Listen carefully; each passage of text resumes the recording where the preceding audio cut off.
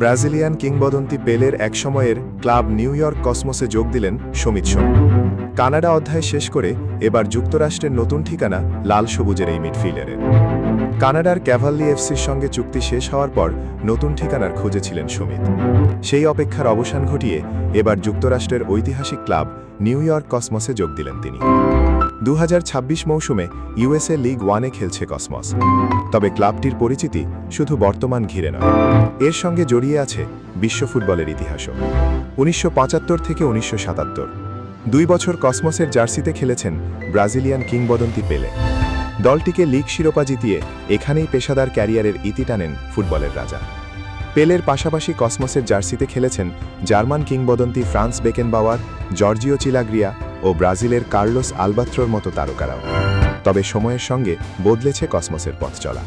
নানা উত্থান পতন পেরিয়ে নতুন মালিকানায় 2026 সালে পুরুষ দল নিয়ে আবারও মাঠে ফিরেছে ঐতিহাসিক ক্লাবটি।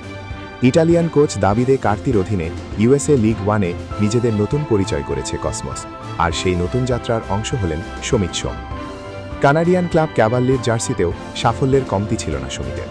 ক্লাবটির হয়ে ৭৯ ম্যাচে মাঠে নেমে জিতিয়েছেন 2023 সালের সিপিএল শিল্ড এবং 2024 সালের নর্থ স্টার কাপ। এবার সেই অভিজ্ঞতায় কাজে লাগানোর পালা যুক্তরাষ্ট্রের ফুটবলে। কসমসের মাঝমাঠে সমিতের অভিজ্ঞতা দলকে দিতে পারে বাড়তি ভারসাম্য। একই সঙ্গে নতুন এই ঠিকানা হতে পারে নিজের সামর্থ্য আরও একবার প্রমাণের বড় সুযোগ।